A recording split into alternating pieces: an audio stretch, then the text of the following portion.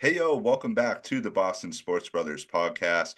Great to be back with everyone after Thanksgiving and hope everybody enjoyed some time with family and friends and some football, some good, some bad. We'll get into that in just a little bit, but we have a fully loaded show this evening. Big E is back, and we have Ryan Johnston, RJ, play-by-play voice of the Boston Bruins on 98.5 The Sports Hub. And RJ, we can't thank you enough for taking some time. Great to see you this evening. And I think what we want to kick things off with tonight is yesterday was the centennial game for the Bruins. So talk to us a little bit about what this weekend was like. An awesome drone video that was out on social media that we got to see. So just if you could recap the weekend that was for the centennial game, and then fellas, we can jump in with our thoughts as well. Yeah, it was yesterday or Sunday was a great day. It was kind of wild and hectic, more so than your typical home game because you had, all the alumni, you had extra media there and all of that. But there was, I said it to my partner Bob Beers after we watched the ceremony, and we were carrying it live, and I was kind of interjecting a few different places along the way, but. Some of those clips that they were showing, you've seen them, 1,000 times, and they still give you goosebumps every single time. That's was kind of my main takeaway, and I was down they had a media session in the Celtics locker room prior to the game with, they brought in Patrice Bergeron and Ray Bork and Willie O'Ree and Johnny Busick, and, to hear those guys talk, and I've seen them obviously all over the years, and I've heard some of what they had to say, but every single one of them talked about the Bruins family and being a part of that, and how once you're kind of in that club, you're in it for life. And the various eras nights that the team had last year were so well done and brought so many of those guys back together, and this was kind of the culmination of that, with kind of the top of the top. And to hear those guys and what it still means to them to be part of this organization, and to have that lifelong bond with everybody else who's ever put on a Bruins uniform, it's really special. Yeah, RJ, like you said, we've seen those videos a million times over and over again. And I was watching the ceremony from home. For some reason, it just hit me. Like, it got me a little emotional. Like, just seeing all the like great times that I've been able to experience with my good friends that you see tonight, and just like the memories that I'm going to be able to pass down to my children as well, and just picturing like bringing them to the games and everything, and it just kind of like hit me all at once, and it was a really beautiful ceremony, and the Bruins are top of the line when it comes to that type of stuff. They really are. And, you guys mentioned the drone video, which, they shot over the weekend and released yesterday. And we were lucky enough that they asked Beersy and I and Judd and Brick over on the TV side to be a very small part of that. That was such a thrill. As soon as that came out yesterday morning, I sent a copy to my dad. I'm like, I'm in the same video with Bobby Orr. It's like, this is unbelievable. Um, Unreal. it was really cool. But going back to the ceremony for a second, just as a broadcaster, I watch those old clips, and I hear the audio of Fred Cusick, and I hear Dave Gosher, Bergeron, and all that. And like that, those are the types of things that made me want to do this for a living. When you see those clips, but you also hear those audio, and it's tied to that historic moment forever. That's what I'm hoping that I'm going to get to do here over, hopefully a really long period of years with this organization, is be able to be the soundtrack for future generations, that when they think of the next Bruins Stanley Cup, it's my voice that they hear in their head that goes along with that. So Put with your that mouth to being God's said, ears. yeah, right. So with that being said, a third of the way through the season, how do you think things have gone so far? With the whole play-by-play.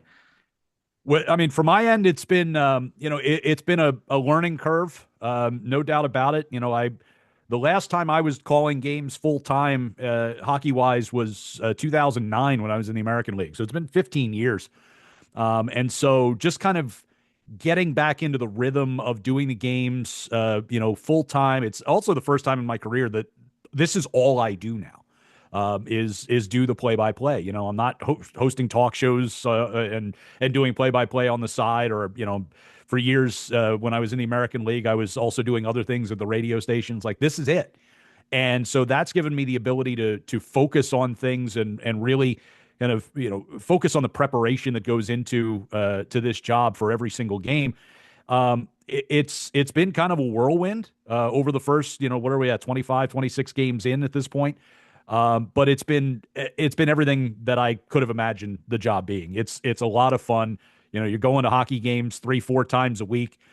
You're flying around on the planes and in hotels with the players, and it really is everything that I could have imagined.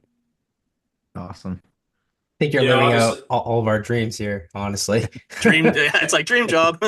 Yeah, it is. I've said that to everybody. When they first named me to the position, I said this is the job that I've been dreaming of since I was a kid. And whether it was at that point it wasn't necessarily the Bruins, but over the course of the last 20 years, this is the only play-by-play job I really wanted. I've applied for other jobs around the NHL, and I've done a lot of other things, but if you had asked me to list my number one job, this was it. And the fact that it took a really long time to happen, but it finally did happen. It makes it that much sweeter. It's been really cool, just as someone who's been a listener of yours for a long time, back when you were, hosting with Flynn and, the hockey show, to see you, move on up to the play-by-play job has been really cool. So whenever I'm in the car and the game's on, it's a comfort to hear your voice there. So it's been awesome. Speaking of that, you're working with a legend in Beersy, Bob Beers. How's it been working with him, and do you have any great stories? I don't know if we have any great stories quite yet, but hopefully we're going to make quite a few of them. But Beersy is, I've gotten a chance, on the hockey show, we've worked together for a long time on Saturday mornings, but, I've had the opportunity a few times to fill in with him on Bruins games. And there was also a time during work stoppage in the NHL that he actually called some college games with me when we were doing Boston College Game of the Week back on Friday nights early on in the Sports Hub days. And so we've gotten a little bit of the rhythm down. That we're continuing to work on that. But what strikes me about Beersy is how much he sees in the game. I mean, it's a really fast game, even from sitting up in the rafters as we do. It's a really fast game, and there's a lot going on. And he sees, it seems like, all of it. And the moment I stop talking, he jumps in and he's pointing out 2, 3, 4 things that he just saw in the last play that I don't know how he saw that in real time. But that's just the experience that he's got from doing this for the last. He's on year 28 now. And a playing career that was. That he will poke fun at sometimes. But listen, the guy had a pretty lengthy playing career, and now he's had a great broadcasting career, and he's worked with some great play-by-play guys over the years too. And I can't say enough about his ability to do the job. And I one of the things I was most excited about was getting the chance to work with him over the course of 82 straight games, and hopefully a lot more than that. Yeah, one thing on Beersy is he might hold the longest tenured record now for an announcer in Boston. We've talked about on a few episodes that Jack has retired, Mike Gorman, and oh goodness, and Jerry Bundy unfortunately passing away too soon. But as Eric said, like the comfort of voices and how you identify the teams with their announcers. I don't think that there's any city that sort of goes hand in hand more so than Boston and their announcers. So we definitely think that you're in a great position to do it for a long time, and to get to do it alongside Beersy is awesome. So, Gabe, you got the next one, my friend. Yes, RJ, we wanted to get into this team a little bit. They currently stand 12, 11, and 3. Currently puts them at third place in the Atlantic Division. Not too bad. I don't know. It's been a bit of a roller coaster of a season so far. Monty's been fired. We now have Joe Sacco as the coach. Play has been much better, in my opinion, under Joe Sacco. They are currently, I believe, 4-2 under Joe Sacco right now. It's clear that the offense and the power play are the two glaring kind of like need to fix immediately type things right now. Do you think that the offense and the power play can be fixed internally via call-ups or line changes, or is there something more that this team needs to do? Yeah, I mean, it wouldn't shock me to see, some kind of a move in season to try to bring in someone with a little bit more offensive punch. But, it's so difficult to do in the middle of an NHL season because of the salary cap restrictions and all that, that it wouldn't surprise me if it didn't happen either. That said, you talked about the 6 games that they played under Joe Sacco. There's no doubt that things have turned a little bit of a corner. It hasn't been anywhere close to perfect at this point, but one of the things that from the outside looking in, you always kind of go, "Why isn't this team scoring more? Why isn't this team scoring more?" And when you talk to the coaches, whether it was Monty or Sacco, when you talk to people who know this game the way Beersy does, or someone along that line, they all point to defense. It's the defense that kind of drives the bus here, and if this team can play the way that they played the first 2 or 3 games under Sacco, they got away from it a little bit, in the Pittsburgh game. It came back a little bit in the game on Sunday against Montreal, but get away from making the glaring mistakes defensively. Keep the puck out of your net. Keep the shots coming in from the outside. Joe Sacco, we keep using the phrase that Joe used, I think, before the first game. He said, we got to protect the guts of the ice, that center of the defensive zone. If we can do that, we'll be much better. And they did it right away, and they did look much better because you're not giving up scoring chances, you're not giving up early goals, and you're not being forced into chasing the game. And I think that's what was happening too much early on this season is, they would make some mistakes. They'd make some mental errors, puck giveaway. It ends up in the back of the net. Now you're behind. Now you've lost whatever momentum you might have had. And now you're trying to do too much at the offensive end because you're trying to make up for those mistakes. And that generates more mistakes. It becomes almost like a snowball rolling down the hill. And so I think what we've seen here early on under Sacco is clean up some of that stuff. Try and win low-scoring games. You don't have to win games 6-3. A 2-1 win counts the same in the standings. So do it that way because that's supposed to be the strength of your team, is your defense and goaltending. And over the course of the last couple of weeks, I think that has started to show itself. And then, when you talk to the players, and Marchand told us the other day, after the game where he scored a couple of goals, he said, we're too good. We're too good a team to worry about a stretch where we're not scoring. Right? We know that that's going to come because even in those games, they were generating scoring chances. And either, Vancouver's goaltender was terrific last week. They've run into some good goalie performances. They've had some bad bounces. Puck rolls over a guy's stick when he's got an empty net. Those things are going to happen. But over the course of an 82-game season, what you learn is that everything, all that stuff kind of evens out. Right, you're going to have nights where you're going to get great bounces and things are going to go well the entire 60 minutes, and you're going to maybe get a win that maybe you didn't even deserve.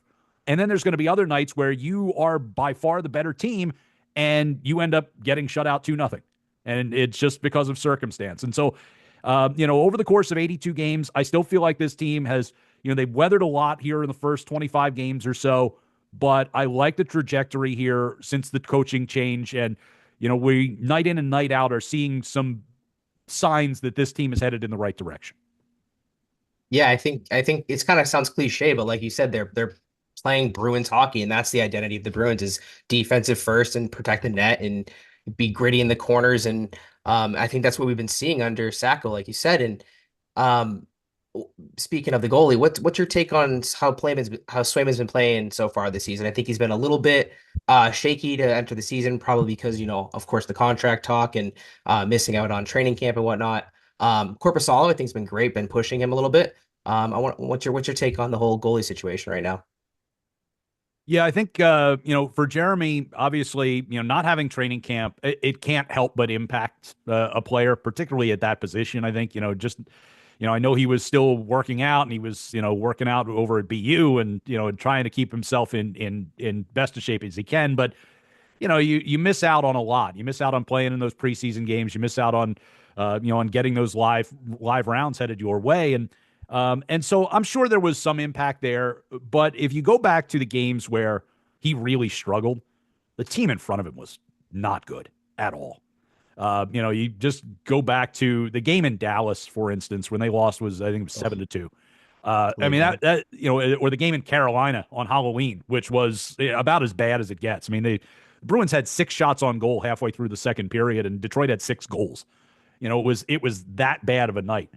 And that's not on the goaltender, right? Ultimately, you have to know that whatever issues there were early on in the season, whether it was defense or whether it was because of the wait through training camp to get the contract done or whatever, that Swayman will start playing the way that we know he can play. I mean, he's a proven guy here.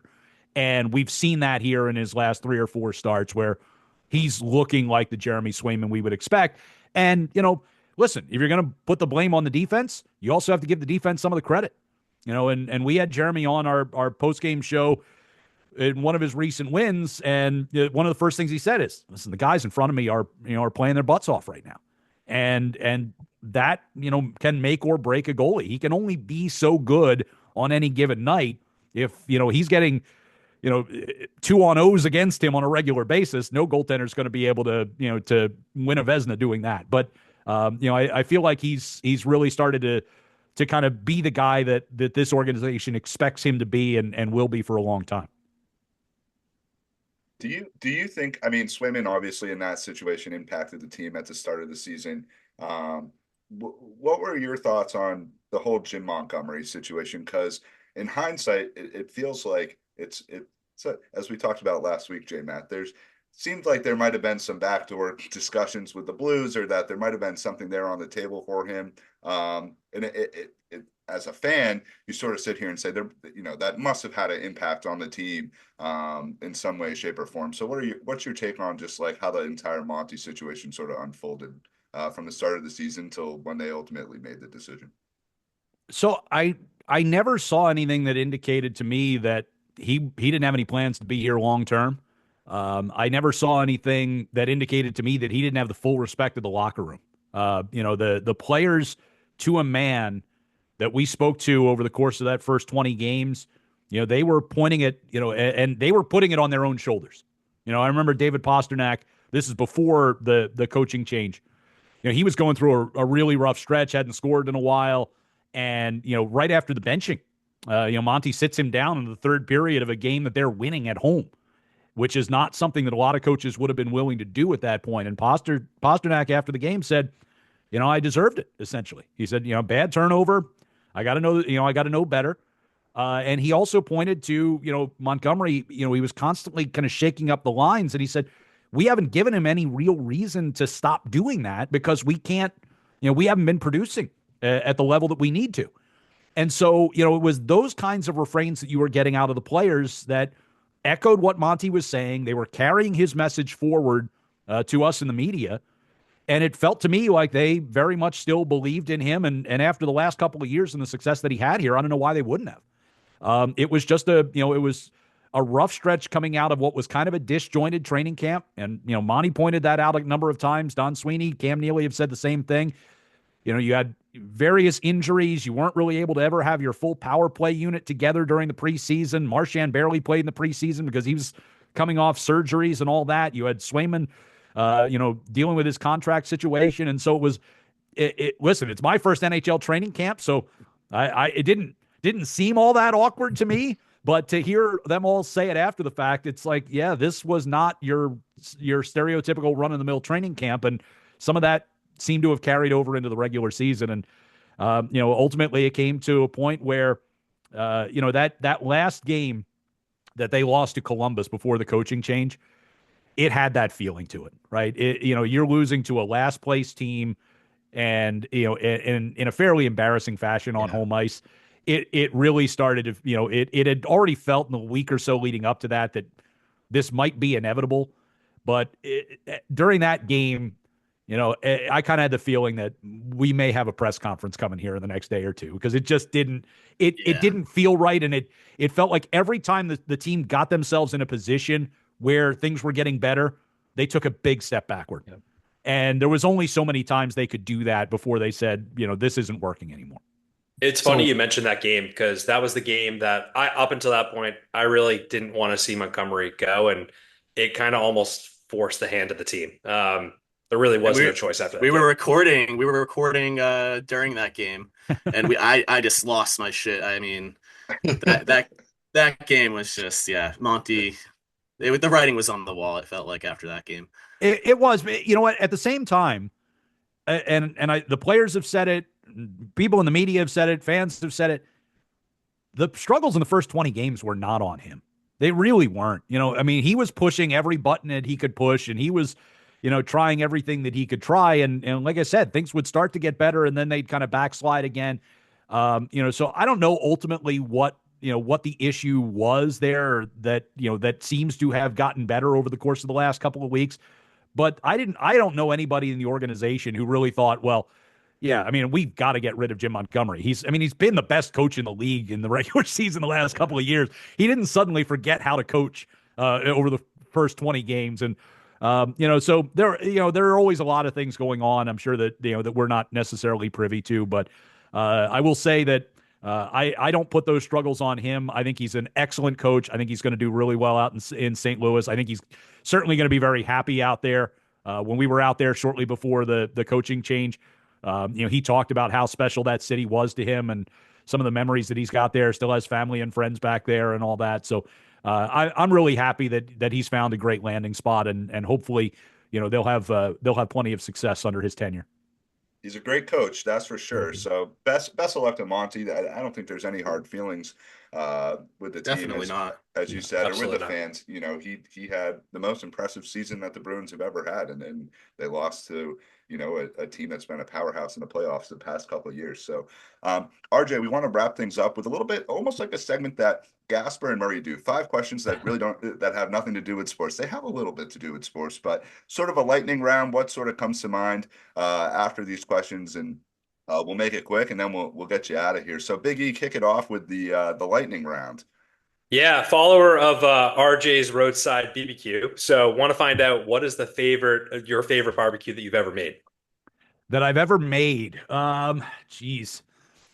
So I think the favorite thing that I've probably made is my beef ribs, the big dinosaur size, you know, plate of beef ribs that, you know, cook those things all day. I cook them just like a brisket, you know, lots of salt and pepper on the outside. That's all it takes. Put it in the smoker. You know, they'll cook for the most of the day, wrap them up in some butcher paper at the end.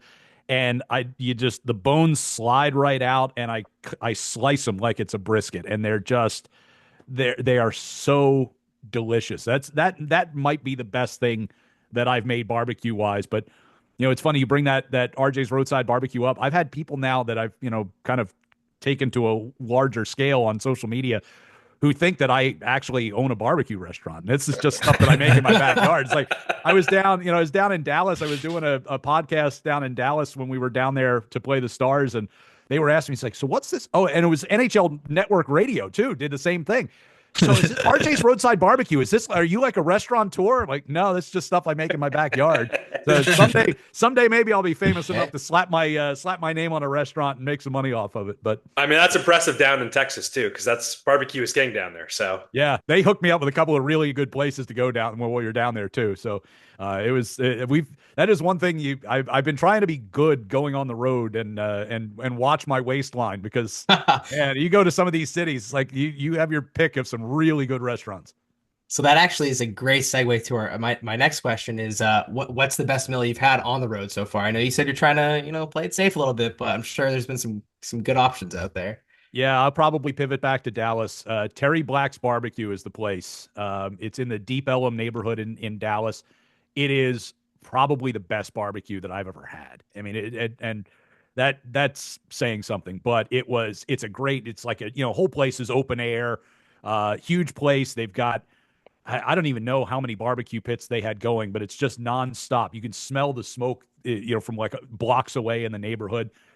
It was absolutely phenomenal. They make their own sausages. I had like a cheddar jalapeno sausage, out of the smoker, and their ribs were phenomenal. And the brisket was as good as you're going to find down even in Texas. So I would say that's my favorite place that I have found so far, but still early in the first season. So we've got lots to go.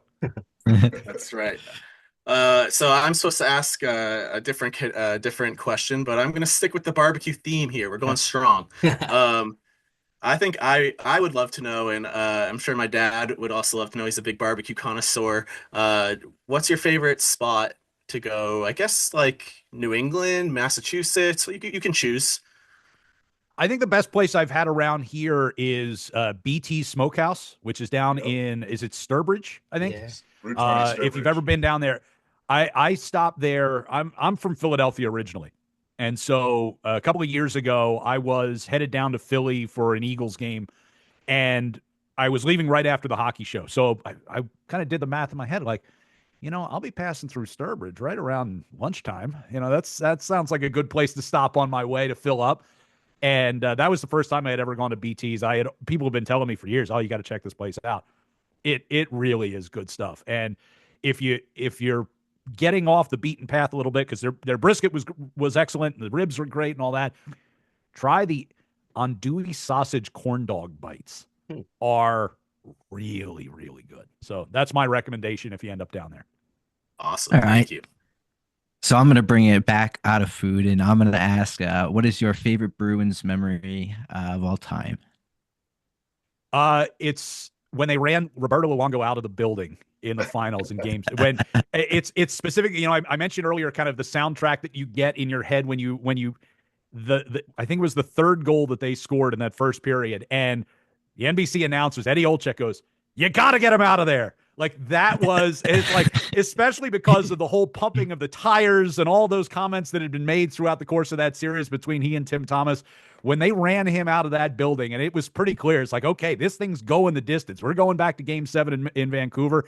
That was probably my favorite one of all time. I mean, there's a lot to pick from, and I mentioned Bergeron earlier, and the comeback against the Leafs and all of that, and that whole 2011 run. There were so many great ones, but that's the one that always comes to mind when I think about that Stanley Cup run. One of the most epic series of all time. Really, that entire playoff run was epic. I think that three or four game sevens. My favorite. Game sevens, yeah. Every series went 7. Yeah, and my favorite goal was the Brad Marchand self pass to himself. I think that was shorthanded in game 3 or 4. So epic series. Really hoping the Bruins, they've righted the ship here over the past couple of weeks, and they have an opportunity against some opponents coming up to continue to gather points in the standings. And we're at that sort of Thanksgiving marker of the season, where if you're in a playoff spot, you sort of seem to usually make it. So they're on their way. RJ, we'll wrap with this. We got RJ's Roadside Barbecue, but where can people find you on social media? Obviously, you're calling all the games on 98.5, but what are your handles, and where can people discover what RJ has going on? So Twitter is Johnston 98.5. Don't forget the T in there. JOHNSTON 98.5. I'm on RJ Voice 44, I think is my Instagram handle, and the rest of them I don't deal with too much. I've got a Blue Sky account, but haven't used it yet, and don't really venture onto Facebook much or anything like that. But those are the two places that you can follow me. Instagram is mostly barbecue pictures and pictures of my dog. And Twitter is my thoughts of the day, or shots of, if you ever want to see what the view is like from the different booths that we have around the NHL. Some of them are great, some of them not so great, but I usually put one up before every game to remind people where they can find us, and give everybody an idea of how far away we are to broadcasting some of these games. Definitely. Sometimes you need the binoculars to really get a sense of what's we haven't going on. We haven't even hit some of the worst ones yet, but like Beersy, when we went to Utah, the broadcast location, because they don't have a press box in Utah yet, they haven't redone the arena, so it's still set up for basketball, and you don't generally use a press box for basketball, so they just put us at the back of the lower bowl, and it's such a great spot. Like we're half as close as we are at any place else, basically. And he turned to me and said, "Don't get used to this." And he started telling me about, wait till you see Edmonton, or wait till you see Dallas. Dallas's building is just immense there, and there's just a bunch of empty space. So we are way up there, way set back. Some of these, I just went to the eye doctor the other day to get make sure my specs are up to snuff here, because we've got some on this next road trip coming up. We're going to have some pretty big distances we have to cover. RJ, it's funny you mentioned Utah. I was just there for Thanksgiving and I went to a Utah Jazz game. I noticed that the media was literally right at the lower bowl. So that's interesting that you guys sat there to broadcast the game. Yeah, it's great. I mean, it's like it's more typical of what you'd get in the American Hockey League in a 5 or 6 thousand seat building than you would in a place that size. But eventually they'll figure it out. They'll figure out that they can sell those seats for thousands of dollars, and we'll wind up in the rafters like everywhere else. But at least hopefully in the next year or two before they do the renovations, we'll enjoy what we can. Well, you'll find the Boston Sports Brothers high above the ice, pretty much level where you are when we go to a game. So, the being in the balcony at a Bruins game, there's nothing quite like it. So, RJ, we really can't thank you enough for jumping on with us tonight. It's been awesome to talk Bruins and some barbecue as well. So, BT Smokehouse for all those. We add another barbecue restaurant to our list of barbecue here with RJ and a few other guests who have recommended some good places. So RJ, take care. Have a great night. We'll be listening to all your calls on 98.5 The Sports Hub for the rest of this year. Hopefully a long playoff run into May and June. And hopefully we'll do this again sometime down the road. All right, guys. A lot of fun. Thanks. Thanks, RJ. Thanks for coming on. Take Thank care, you. RJ. All right. Cool. Ryan Johnston, play-by-play voice of the Boston Bruins on 98.5, another fantastic guest that we get to talk to. Let's sort of wrap up our Bruins talk here. We can talk about some of the games that have taken shape here over the past couple of days, the centennial ceremony, what we just talked about with RJ, sort of everything out on the table here. Gabe, feel free to kick anything off with the Bruins, and then we'll get into the rest of around town. Yeah, we covered a lot with RJ there. Not a whole lot more to cover on my end. I guess the Bruins unveiled that new statue outside the stadium, which actually is kind of badass. It's just like a big bear. Bear. Yeah, it's Big Bruin. huge. Yeah, I kind of Considering there's been some statues that have been royally fucked up Oh, Dwayne Wade. with Dwayne Wade and Allen And he Iverson approved being, that. Allen Iverson being, like 2 feet tall. They did a good job. They did a very good job. Yeah, absolutely. And then I don't know, we were texting earlier and it just came to me like the Bruins have scored 13 goals in their past 3 games. So maybe the offense is coming out of their zombie-like state. Charlie Coyle scored a couple goals. Charlie McAvoy scored a couple goals against the Canadians. So, I mean, in my opinion, I would love to see the defense starting to get a bit more involved in the offense, especially with Mason Lohrei, Charlie McAvoy. Unfortunately, Hampus Lindholm got some more. We got some more bad news saying he'll be out longer than projected, unfortunately. But that's another guy that could have jumped up on the offense and scored some points for us. But I don't know. I'm feeling more confident as the days go on. I was writing bad things about them after they lost to Pittsburgh, and then they had a great game against Montreal. So it's just like we said, it's very much a roller coaster right now. They need to string some wins together, get the confidence going, and go from there. There's It's definitely some interesting. optimism. Definitely. I think so. And you have 3 winnable games this week. You have the Flyers coming up. You have the Blackhawks and the Red Wings. 2 of 3 are at home. Gabe, you were saying in the text chain earlier that it's time to string some wins together. And what better time to do it than right now? It's, these are very, very winnable games. And it's time to get a four game streak going. Let's get 8 points together. Kind of get build from the pack a little bit because the East is the division's really mumbled up right now. I mean, everyone's within 24 to 28 points. So extend a lead and just kind of build up and you can do that right now. I'm feeling optimistic too, Gabe. I am. Yeah, I think the thing too that I just want to point on out is, yeah, we're third in the division right now, but our games played are 3 more than Tampa, which is right behind us on our heels. So they got to start really getting 2 points every single opportunity they can.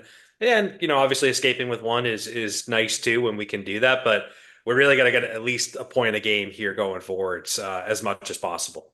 It's a great point, Eric. I also noticed that they do play more games than most teams do. I mean, they all end up playing the same amount, obviously, but they play them sooner. So the Bruins need to start, like you said, stringing wins together, getting points going, because if they don't, teams are just going to fly by them at the end of the season. Little games in hand action going on for the That's right. Bruins. So they got to take advantage of their opportunities. 4-2 under Sacco. It looks like they're turning a corner a bit. And as J Matt said, hopefully they can separate from the pack. But we were talking about the roller coaster of the Bruins. I think we got to jump into the roller coaster that was that game for the New England Patriots yesterday, because that was truly a roller coaster ride. Up and down off the couch throughout the course of the game. So many questionable decisions that we should talk about when it comes to the coaching staff. The good, bad, ugly. Let's lay it all out there. J-Mac kick it off on the Pats, and we'll get around on another frustrating loss for the Pats. Yeah, another winnable game, very winnable game. They had it in the bag. I mean, they choked it. They had a 7-point lead going into the fourth quarter, late in the fourth quarter. They let up a 19-play drive. How do you let up a 19-play drive? It's insane. Where they converted, I think, 3 fourth downs. It's really frustrating because the defense last year was really great, like we've been talking about, and they brought a lot of the same players back this year. Barmore was out. It's one player. You should be able to replace one player with a couple and figure it out or scheme it up differently. But it's just really frustrating when your offense gets over 400 yards of offense, total offense, 200 yards on the ground, rushing. Probably the best offensive game that they've played all season, and they just blow it away. And it comes back to coaching, coaching mistakes, coaching question marks. We'll get into it, of course. It's just really frustrating. And I hate the people that say, oh, we got the fourth pick. Like, let's keep losing. Like, no, let's win. Let's build some culture and let's not worry about where we're going to be in the draft. Like, that's some bullshit. I don't want to hear that. I hate people who are saying that. That was a winnable game. That was a winnable game, a game that they should have 100%. won. They can't draft anyways. Well, Seriously. that's part of the problem. So, they hit on Drake May, which is fantastic. Drake May is the real deal. We can all agree on that. Yes. Besides him, who else that they drafted in this last draft has made an impact this year? Tell me. No one. Not one. Maybe Robinson on the O-line. I mean, I hear his name a lot getting called for penalties, honestly. At least he's a body there. Just, I don't know. But that's the problem. Like, we don't have anything else to write home about. And yeah, I know like Polk was someone who was highly touted. We screwed up by not drafting Keon Coleman or Ladd McConkey. Those guys have been, I know Coleman's been injured for the Bills, but when he's been on the field, he's been a difference maker. And Ladd McConkey, Xavier Legette, like these are legit guys that could be helping Drake May in this offense right now. So it's a little frustrating. I think one thing that I would say that was kind of a silver lining yesterday was the run game. The run game was excellent. 200 yards rushing. I think the real interesting thing about that too is, Stevenson obviously being the lead back, he had an average of 4.1 yards. Antonio Gibson did a lot yesterday with the limited time that he was able to touch the ball. He had 7 runs for 62 yards, an average of 8.9. Obviously, Drake May, when he sees open field, is always a threat to get out there and run as well. But I think it also is worth mentioning too, when we talk about the run game, that Stevenson is just, there's something a little bit off about him. He fumbles the ball. Like that fumble yesterday, like protect the ball, dude. Like that's your job as a running back. And it's great he recovered it and it didn't, result in a turnover, but God, is that frustrating. And there were a couple of plays. I saw a couple of plays. It was like 3rd and 2, maybe 2nd and 2 or something like that, and they decided to pass. And like I get where everyone's coming from with Ramondre dropping the ball. Like he does have a lot of fumbles, but when guy runs, he's picking up 4 or 5 yards, 6 yards. He has a train. His first run of the game was for what, like 30 yards or something like that. There were a couple of times. I think it all comes down to at the end of the day, at least for the Patriots this year, penalties have been the biggest takeaway. They're drive killers. Touchdown killers. You took the words out of my mouth. It's like Plotty said, it's the difference. The difference between good and elite teams are 7 and 3 points, and we clearly don't have that. We're in the red zone and we're on 2nd and 3rd and 10 or 2nd and 5, and it's manageable. And then all of a sudden, there's an offsides.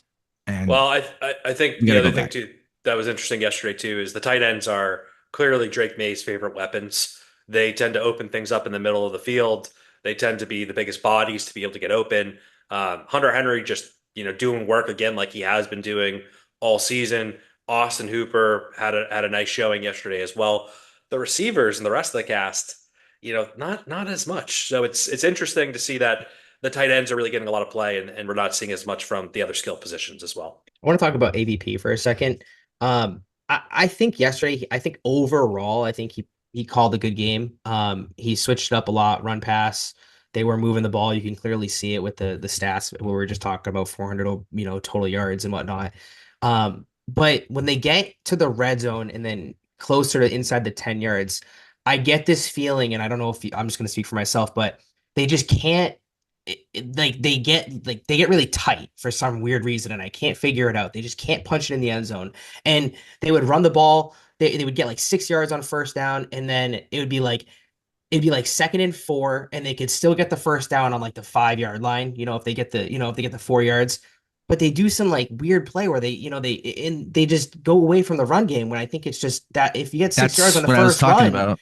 Yeah. Like just That's be exactly what I was consistent talking about. Move the chains. plow it ahead and get 1st and goal on the 5 yard line or 3rd and 1 Yeah. on the 6. And it's a little questionable when they get inside the 20 and it's inside the 10. That's all. It's everything else I think was great, but when they get down there, it gets a little tight.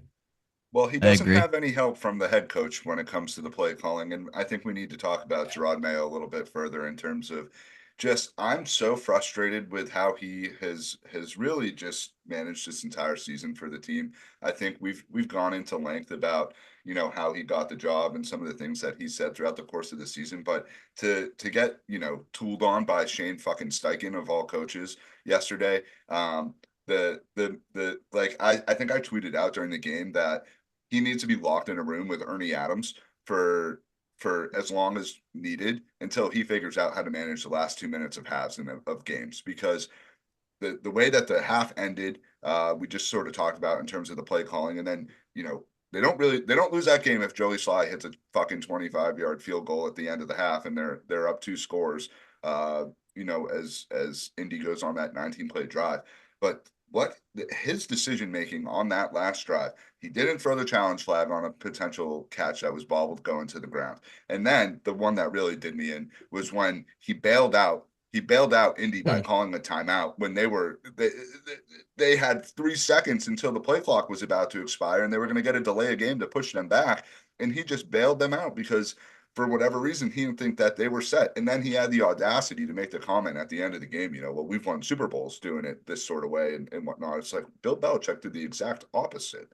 He literally didn't call the timeout because he saw the chaos. And it's like, what are you looking at? His finger on the pulse during the game just seems so off. And then he has comments after the game. And then the next day he comes on with WEEI on Greg Hill and he walks back to comment. And it's just like, we have to dealing with this week in and week out. I'm just disgusted. I'm just disgusted with Gerard Mayo. I've had enough.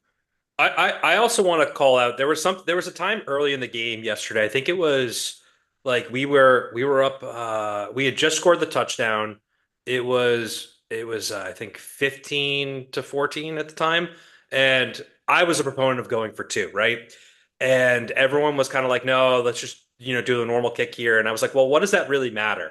If we're going to be up 2 points, you might as well try and go for the 3 for the 2-point conversion to be up 3 points total. And lo and behold, at the end of the game, we lost by 1. So I really want to, and I know that you guys disagree with that call and don't agree with that, but I think you always look at the score of the game, and if you have an opportunity to make it a field goal game versus a 2-point lead, you always try and go there. 1 point versus 2 points doesn't really make a difference at that point. A field goal game makes a huge difference. If he had gone for 2 earlier in the game, and I know we had to go for 2 later, this game could have been going to overtime. So I that's a huge second guess on my part. And I know 2-point conversions are not the norm here, nor in most teams, but we're really a team that's desperate at this point, and we probably should be looking at that more often than we are. So I'm okay with that call. We can get into that at a different time, but my biggest second guess is on Mayo, where he decides to bring out Joey Sly at the end of the game for a 68-yard field goal that's never been done in the history of the sport on a 35-degree day where it's a little windy and it's frigid out. I mean, I think you have to go with the Hail Mary there, especially when, what was it, 3 weeks ago he wouldn't even put Joey Slye out for a 55-yard field goal in good conditions. So if you're not going to put your kicker out for a 55-yard field goal in good conditions, why the hell are you putting him on a 68-yard field goal at the end of the game that's never been done before when it's crappy out? Like, I just don't understand. Like, I think Mayo is to blame, but I think the biggest person to blame is the Crafts, and that's the biggest common denominator between the last 5 years throughout the whole this debacle is them. Well, So they better open up their checkbooks this offseason because, yeah, we're obviously going to have to make some good picks in the draft, which that's also a big question of do we have the talent evaluators to do that? But they got a lot of money that they're able to spend this offseason. So open up that checkbook and start bringing some talent in and inject into this team because they clearly need it. The talent gap is huge. Yeah, and they don't only just need better players, they need better coaches, they need better people, scouting, they need better management. It's just all a mess right now. Things just don't feel great, but the one thing that you can go back to is that they found a quarterback yes. Mm-hmm. and they can potentially, hopefully, build a good team around that. They have, like you said, open the wallet. They have plenty of money to spend to make this team better. So that's kind of like I just try to like look at a slight window of optimism. Like if there's like the window's open a slight little bit and some sunshine's coming in, it's Drake May. He's the sunshine to this organization right now, and they Gonzo need to too. Gonzo, yes, Mhm. but like Drake May's QB1, like he's They I mean, have, that's future. outside of those two, He's that what else dude. do they have on the roster that's exciting? Not much. Yeah. I think they have. Can you guys hear me? Yeah. Mhm. Mhm. Oh, cool. All right. I don't know. My mic got all messed up there for a second. I think they have like building blocks on the team. Um, the question is like, do they have the proper people to manage those building blocks as they move forward? Uh, you know, I don't know. Thank God it's the bye week. I need a break. I need a Yeah. break. I need a It's break. red zone week. It's red zone week, guys. It is a red zone week. A good week to go get the holiday shopping done and get all that sort of stuff. I think we all need to realize too that we're like in the slog of this like shitty rebuild right now. So like yeah, it sucks. Like we haven't really been through through this in quite some time. So this is what comes of a rebuild. It I mean, I sucks. think there are teams that are in worse positions that we are. Like we're a team that at least has a young quarterback to build around. And, I think there are other teams out there, someone like maybe the Raiders, where they might have other talent on the field, but there really doesn't look like there's much that they got there from a quarterback position. The So Jets. Jets, yeah. I yeah, the just think That's Jets. like it's that's just the ultimate frustrating. example. We could have this team could have they could have won the Seahawks game. They could have won the Titans game. They really could have 5 wins, and that's the most frustrating part to me is that they could be building something. And I get what you're all saying, like they do have some building blocks, but I'd like to see it in the win column, and that's just what's frustrating to me. But I think the thing that like just to get a little bit of silver lining here is they're being competitive in most games. Yeah, there are some games that they've been blown out in, like that Miami game last week, or was that last week? Yep. 2 weeks ago, Was yeah. 2 weeks ago was awful. But the Titans game, we were in it. This game, we were in it. That first Miami game, we were in it. That Seahawks game, we were in it. So yeah, like, and obviously I would love to have won one or two of those games. But the fact that we're competitive and we're in it with the talent gap being so wide as it is right now, that does give me some optimism and hope for the future because if we can close that talent gap and eventually exceed the gap that we're seeing from other teams, I think we have a great opportunity to really start ripping off some wins. Obviously it's going to take some talent to be infused through free agency in the draft, but I'm not going to sit here and say that next year that we shouldn't be a better team than we are right now. We absolutely should be. They have a chance to do it. And back to what you said, I think there's a talent gap, but I think that there's coaching that goes into those games as well and losing those games. So that's it for Patriots talk. We'll take a bit of a hiatus on the Patriots next week when we get into the episode and talk about the other teams in town. And let's do just that and talk about basketball team, the Celtics. A huge week of games for the Celtics this week. Big E, take it away. I got to fix my mic. Something's going on here. All good. Yeah, with Thanksgiving, no NBA games happen on that night, not their holiday, and unfortunately, the NFL is encroaching on their holiday with some Christmas Day games, which definitely something that's bugging me a little bit. But we had three games this past week. There was a game on Monday last week against the Clippers, at home against the Garden. Celtics, really for the most part. The big story with this game, not even the score, it's the fact that Porzingis returned after his injury that was sustained in the playoffs and in the finals last year. And boy, did he come out and play well. Only had 23 minutes, but he shot 50% from the field. A little bit, rusty from three, one from six, but a huge difference when you guys can see him on the floor versus not. And I think with the emergence of someone like Kada, and obviously we have Al Horford, Luke Cornett, and Tillman, these guys are still going to get playing time, just knowing that Horford and Porzingis are not going to be doing back-to-backs throughout the rest of the year. So there's going to be a lot of great opportunities for the big men. But I think going into last year, that was really a big question of, do they have the big men to really compete? And I think we actually have one of the best big men rotation in the league right now. So just a few other things just about that game. Just draining threes, 43% from three. Had a pretty good rebounding battle there, 47. Had a ton of assists, 33 to 18 for the Clippers, and really just kind of limited those turnovers, had them down to 11. So overall, great game.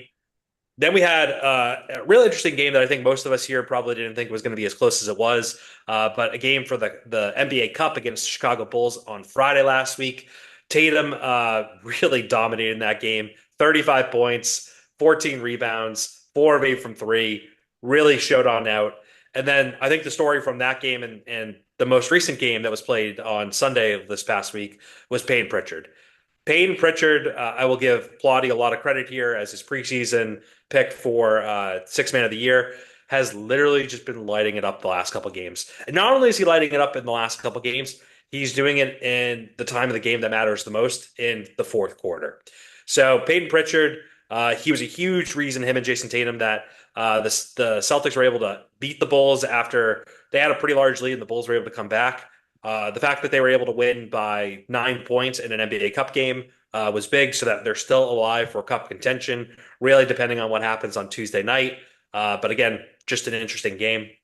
And then there was a big game that took place between the two heavyweights in the Eastern Conference. I want to give J-Matt some credit here. J-Matt has been on the Cavs since the beginning of the season and really have said that, there's someone we need to watch out for. And I think we all kind of laughed a little bit. I am not laughing anymore. The Cavs are certainly a contender and someone that we need to be giving their respect to. Played really close and tight with them. I will say one thing to kind of give us a little misnomer about this game is there was no Jaylen Brown, who was out with an illness, and Derek White was also not there with a foot injury. Both of those guys sound like they're going to be back here shortly, if not already. But really just let up 43 points in the fourth quarter. Not really a great showing from that standpoint. Jason Tatum and Payton Pritchard were really the only two that really showed up. The rest of the team kind of didn't show up as well as they probably could have. And I think, this is a game where, Drew Holiday's been in a really brutal stretch right now. He's shooting some of the worst in his career. It would have been nice if he had made a couple shots last night. I think this team would have probably won that game. I'm not going to pin that solely on him, but definitely need to see Drew start seeing that ball go in a little bit more because, the streak that he's on right now is a little painful to watch. Any Celtics thoughts from you guys? No, that was exactly it. That Drew is kind of going through a little bit of a shooting struggle. That doesn't necessarily mean he's not affecting, as that he's not affecting other facets of the game in different ways. But that's why we do have him. So when he's taking those corner threes, I know he was at one point the most effective corner 3-point shooter. Or he had he was one of the highest 3-point corner shooting rates, and he didn't really look that good. I kind of noticed it when I was drawing up the stats that he's kind of had some overs there, and he's kind of put up 4 and 6. Again, he does affect the game in different ways, but clearly it would help if he put up a couple more offensive points. I was gonna say, having Porzingis back makes all the difference in the world, Eric. Like you said, he looks good when he's moving out there. I don't see any issues with the leg or coming back with fatigue, and I think that's one of the beauties of them winning the finals last year is that he can kind of play free. He doesn't have to play, all these games, and they don't have to play, overextend his minutes and whatnot. And yeah, they're going to be in a battle for the number one seed. Clearly, that's definitely I mean, Cleveland, like we said, they're going to be there. There's going to be some other teams that might creep up too. But they don't have to rush him, which I think is great. I also want to give a shout out to some of the younger guys. Drew Peterson's been playing a lot, not a lot, but he played. I think He played great last night. He's playing again tonight. Same with Jordan Walsh. So with the injuries that they're going through right now and some of the battles with the back-to-backs and sitting Porzingis and Al, I think they have a strict no a little bit. And let's see what they got. It's going to be good to see some of the other guys, and I'm excited to see that throughout the rest of the season.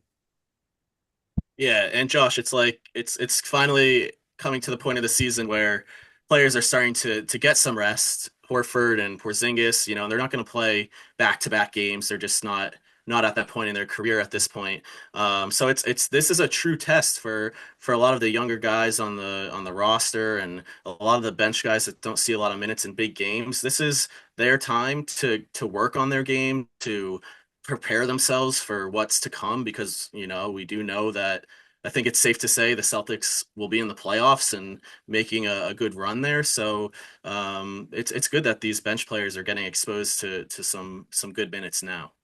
Yeah, I still think like the big X factor from this season so far, someone that has really developed in front of our eyes, has been Keita. So obviously we don't want to see Porzingis not play or go down or have Al limited, but I think it brings me some comfort to know that we have someone like Keita who is a really great rim defender and did some of the things that we used to see a little bit from Robert Williams when he was here, who can really do the oop game as well. So obviously he's the third guy behind those two, but no shade to Cornette or Tillman, but it's been really nice to see his development, and hopefully his development continues so he can be a big piece for us for the playoff run. Yep, they're gonna need him. And he's rounded into form here so looks like my mic is finally back up and working. So good stuff there. The Celtics march on. The hospital Celtics march on right now as they have players in and out of the lineup each week. The NBA Cup and that whole situation, like it's so weird to be at the end of the game like that and have Sam Hauser, jacking up a three that's not basketball. And I said this, I might have said this to you guys. I said it to somebody, but like the way that game versus Cleveland ended last night is going to make somebody lose their mind in the playoffs, because you're going to be down 3 points and it's going to be fouling and like you can't get back. Like the Celtics couldn't get back in that game. They had no opportunity to get a 3-point shot off, and then Pritchard had the cross over the foul line before they could sort of try and run the intentional missed free throw play. So that's like those sorts of things. Like I think the last 34 seconds of that game took 17 minutes to play, which is just insane.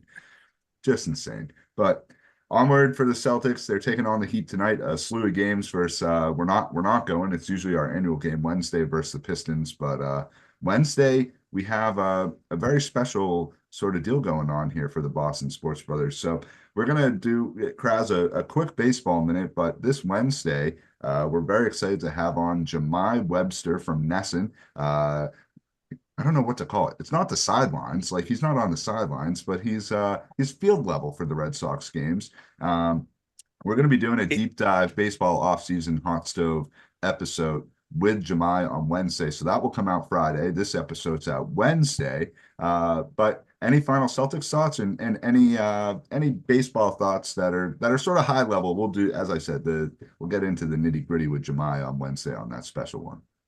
I think it's real interesting about the time of meeting with Jemai because the winter meetings are literally taking place next weekend. So we tend to see a lot of movement that happens at those meetings. So hopefully there's one big notable player that's out on the market right now that would be nice if he signed, and it would be nice if he signed with the Red Sox. Who's so that? Will be interesting to dive into that with Jemai and start kind of peeling back some of the layers of that onion. Kraz, you want to peel the first layer?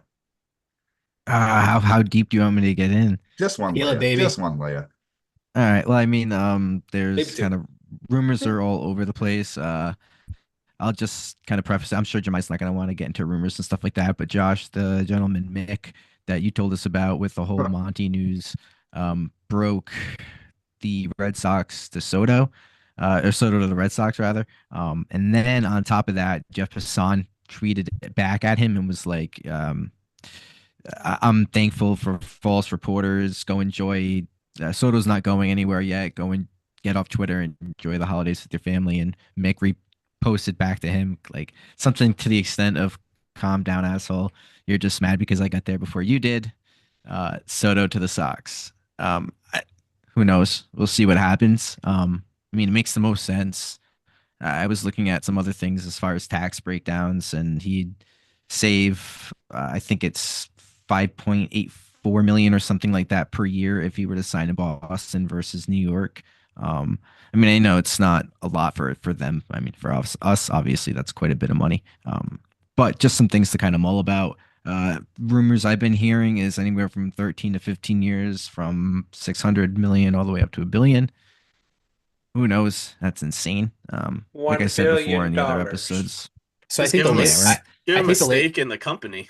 seriously, I think the latest report is it's between the Mets and the Sox. The Yankees aren't even in it anymore, is from what I'm hearing. I Well, think it's apparently the down Blue to those Jays two are in it teams. from some of the things I Yeah. saw today. I haven't think that been might be a seeing Boris that. plant, though. To be honest, It is because they don't have the pieces around him, and they're not willing to commit to sign Vlad Guerrero long term. They've come out to say that they've only want to sign one of those two guys between Bo Bichette and Vlad long term. And then I'll kind of get into my hypotheticals, which are my on Wednesday. I kind of have some ideas. I mean, we have like 4 or 5 players in Willer Abreu and Tristan Casas. We have Cutter Crawford, Tanner Houck. Those guys can all be on the chopping block, to be completely honest, in my opinion. You pair those up with some minor leaguers, you get back some good returns for your investments. Sign a good starter. You got 2 aces and a bunch of 2s and 3s to kind of fill through, and shit, you got Juan Soto in your lineup. it feels like to me, and maybe you guys can disagree, but it feels like they want to be competitive again, or that there's a want from ownership that or willingness to be able to spend and you know not want to be sitting on the sidelines come October 1. So I welcome it, and I hope that they're able to act on it, regardless of what happens with one Mr. Juan Soto. Obviously, I think we will all love him to end up here, but there's a lot of other things that they can do to upgrade this roster if that move doesn't work out. So let's see where it takes us, but hopefully we're going to hear some things this weekend, and hopefully before that, because really a lot isn't going to happen until that Soto domino falls. Yeah. And I mean, I could be wrong, but I also feel like this has kind of been their intention from the get-go. I think they were planning on this move. Now that I kind of look back at it, seeing everything about him and hearing all this information come out about how much he idolized, David Ortiz and just, the Dominican heritage and, how strongly rooted we are with that in baseball. Things are starting to kind of click, and it's making me kind of think that they kind of have this planned in the back of their head for a while and just take the heat so they could do this. I don't know, but we'll find out. Him, Devers, and Bayo, what a trio of Dominican guys on the team. That would be incredible. Or And if is you get- Rafael if a you Dominican get into too? if you get into my Yeah, hypotheticals, like, come on. I'm talking Vlad. We're trading away 2 guys for Vlad. And One big fiesta. and that big butt of his. And then you have Juan, Vlad, Rafi. Belichick He's got a would love him. caboose. Him and A lot Yabusele. of hypotheticals, man. No, I think it would change the narrative of the ownership team, of the ownership group. It really would. I think that everyone would, as a fan, everyone would look at them differently if they made this investment, especially after they swung and missed on Mookie. And if you see them go and invest this type of money in someone, I mean, you have to give them a little bit of praise. And I think Henry really needs that right now. His Pittsburgh Pirates aren't doing so great. So, You mean Penguins? Penguins. Whatever. Penguins, Pirates aren't doing great. Penguins aren't doing great. But still, like, I don't know. He needs to win the fans back, and this could be his saving grace. The one thing with this whole situation and that I've realized is like Sox fans and what you just said, J Matt, are all over the place. Like you have your diehards, you have people that are so frustrated, you have people that are in between, and like making a move like this would put everybody on the same playing field in terms of being behind the team and excited for what's to come. So Kraz, hopefully you're right about, they've been sort of planning and doing this behind the scenes for a little bit of time to get to this point and be able to execute. And now, we're we're in the red zone. Hopefully they don't fuck it up like Alex Van Pelt and Gerard Mayo here. So, they got way to bring it full circle. They got it. I know get 7 instead of 3 for Christ's sakes. Exactly. They got to get it over the end zone line here and get a touchdown on the board. So, speaking of unity, we're now fully unified here. And before we get into our segment and let Big E take it away, as we mentioned, full baseball sort of deep dive off-season analysis with Jemai Webster episode coming out this Friday, a bonus episode of the Boston Sports Brothers podcast. We'll be very baseball centric. If there's anything else Jemai wants to talk about, we can. Maybe he'll have a barbecue restaurant that we can add to the list. But aside from that, Cadillac. we tried last week to all do but really there's no other person that can do this. So the floor is yours. Hey, you guys did a great job in my absence. But No, it's we time didn't. for that's okay. it's time for one of my favorite segments of the week. It's time for Yao. And can I get it? Oh yeah! Anybody want to kick us off with a Yao or oh yeah? I gotta let's see, a yeah to an oh yeah. A ye oh yeah. Yeah. The Yeah. being Paul Bissonnette. We've mentioned the Spit and Chicklets podcast on our own podcast AKA before. Biz Nasty. Sticking up for the restaurant folk. I think it was in Arizona somewhere, maybe Scottsdale or something. Houston's in Arizona. In Arizona, okay. Sticking up for some staff that was getting harassed by these clearly drunk assholes. They weren't able to get served anymore, and they kind of started getting in the servers and managers' face. Paul Bissonnette takes matters into his own hands. He takes on the 6 of these guys. Gets, I think he dished out more than he took, which is the Paul Bissonnette way. And then the oh yeah portion of this, that was the he got jumped by 6 guys.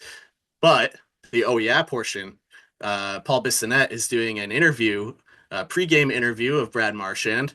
And you know how Marchand likes to chirp. So Paul Bissonnette, he makes a comment about his hair and did he get some off-season Turkish hair plugs along with his other surgeries? And Marshy comes firing back, just bringing up that he got jumped by 6 guys and that, oh, maybe you look like one of them, Brad. Like, it was just like a wholehearted, like such a good moment. I think Brad Marchand is finally maybe being seen in a brighter light than he has in the past. I know he's like the rat of the NHL, but I feel like in his captain older age now, he's kind of aging like fine wine in that sense. For sure. Looks like we got another oh yeah of back to restaurants. Who was at the IYKYK this weekend? Yeah, that would be Gabe, Francesca, and myself. The invite didn't get delivered to me this weekend. In fairness, people thought you were out in Utah, high in the mountains. So thank you. Nobody it's okay. It's okay. It's okay. I literally said to Gabe, so anyways, but yeah, no. We all you can eat, $45 for $54. I don't know what it was, but we definitely I think we tallied out the plates and we crushed over 30 plates. And definitely got our money's worth and went through about 5 grill plates, I think. Cool. So, yeah. So and just to preface that, we've all been to the Kaku, and the last time we were there, the service was horrible. We had plates piling up, like the grill pan probably got changed once, maybe. Our waiter was high on something. Cocaine. So yeah. So everyone, Plotty was like, how was the service? And it actually was quite impeccable. I must say they must have saw the Google review or something, because go with a small group. Yeah, go with a small group, I think, is the real thing. I think after the 3rd or 4th time she came by, she was like, oh, these guys know what they're doing. This isn't good. And like from there it was just game on. How can we slow them down? We can't. Not when you properly wait till the time's up. Not when you properly prepare. I gotta know. Yeah, I got 2 oh yes. So first, oh yeah, I want to throw out there is college football. College football had an awesome weekend. I'm not sure if you guys caught that Georgia Tech game, 8 overtimes, absolutely insane and electric. Huge rivalry game with Michigan and Ohio State. Michigan is still, still their daddy. Ohio State still can't beat Michigan, so that was fun to watch. And then the other one that I would love to throw out here too is while I was out in Utah, I had the opportunity to go watch a Utah Jazz game. Kind of interesting to go to a game where you don't have a rooting interest, and they were playing the San Antonio Spurs. And oh my God, I got to see Wembanyama up close, and he is just a freak. Like he had, I think in the first half he had 24 points, and it was all easy. And he shoots threes like it's nothing. Dude is just insane. He's gonna be a superstar if he's not already there. I think Gabe and I are going to be going to see him in February if any of you guys want to kind of join us. But just want to give a shout out to Victor Wembanyama, who just is a freak. Yeah, he's going to be one of the faces of the league in the next couple of years, and I think once the Spurs get into the playoffs and he gets a little bit more exposure, they're in the play-in right now. If the season were to end today, they would be in the play-in tournament. So very exciting player. The crop of young talent in the NBA is spectacular. And so any other I gotta you gotta go ahead. Good one. How about snow football games? Sunday night football last night. Hell yeah. Unbelievable. Brings you back to 2001, the Snow Bowl. It's just like it's nostalgia. You see the snow on the field and the guys like shoveling the yard market lines and whatnot. It's just a great feeling to see that. And screw all these stadiums that want to get the domes, like Cleveland. I think they're here and they want a dome. Excuse me. That's the tundra up there, right in Cleveland and Buffalo. Like you got to live the elements. So it was great to see that. So it's a big for me. Snow football. Yeah. Another was seeing Miami Dolphins. Basically shit their pants in cold weather yet again. So that was also another Mike McDaniel looks like a giant pussy on the sidelines, just standing. He looked like Rudolph. His nose was redder than Rudolph's. Yeah, like what Gabe just did. Like you got Tom Coughlin, who looks like a stone-faced killer out there when it's cold, and then you got Mike McDaniel, who can't even hold a damn play sheet without shaking like a tree in the wind. We got a Yao, we got a Yao from football. Two, college football first. The whole flag planting situation at midfield is absolutely insane. Like if you lose on your home field and another team goes to plant a flag, sorry, you just had 60 minutes to not let that happen. And what Ohio State did, and Ryan Day just standing there with his hands in his pants, like, oh, what happened? Like, if a good buddy lives in Columbus, and like those fans are so done with him, and he's like their Super Bowl is that Michigan game every year. But you saw it in so many other stadiums and games throughout the course of the week where fights were happening all over the place, everywhere. It's unjustified fights. Stupid. However, a Yao yesterday where I think it was a justified fight was that situation in the Jacksonville game where Trevor Lawrence, I apologize if I mispronounced the name, but Abu Aziz Al-Shair, just a cheap shot to Trevor Lawrence as he's sliding, clocks him. He has like the visceral concussion reaction that we've seen, unfortunately, too many times over the past couple seasons. And he just good on, I think it was Evan Engram was the first person to get in there and sort of stir things up. But like that's when a fight on the field sort of should take place, is defending a quarterback like that. Like we don't have to get into the whole who he is, his background, and all that sort of stuff. I think he's a dirty player. That's who he is. All the crap that's out on social media about the other stuff, like that, let other people discuss that. But that was a dirty play. He should be suspended for the rest of the season, if not. I do want to say one thing about the play. With the new rule being implemented about these guys trying to protect the quarterback. Someone brought up a good point that the quarterbacks are trying to get as many yards as they can before they slide, rightfully so. But we got to remember this is a really fast game and they're really moving fast. I know Al Shahir put out something on X or Twitter or whatever you want to call it, saying that his intentions were never to hurt anybody, and he only has the greatest respect for him. Talked to him before the game and wished him all the best. It's just a very fast moving game, and And it's just I think it's a very unfortunate situation. What happened after the fact, he didn't really make himself look any better by, arguing and fighting. Showing remorse probably would have done him a lot more better than trying to fight back and then releasing a statement the next day. But to, play devil's advocate, it's a very fast game. And sometimes you have to make decisions on a split-second basis. So, No doubt. Guys, this is. Go ahead. I'm sorry, just real quick. This is why I love hockey, is because you have enforcers in the game that if this happens, the players take care of it and it's over. Like, you don't need both teams pouring onto the field and getting into these huge altercations where they're throwing punches at people wearing helmets. Like, that makes no sense. Like, it's the one reason I love hockey is because there is like a controlled kind of aspect to that, and I just kind of saw the parallel there. I just wanted to bring it up. I think our buddy Joe Mazzulla was onto something a couple weeks ago when he was talking to Zoe and Bertrand about wanting fights in the NBA. Right. Get the enforcers there. Getting them in football too. Joe wants fights in every facet of life, not just in the games. So let's be honest here. Very true.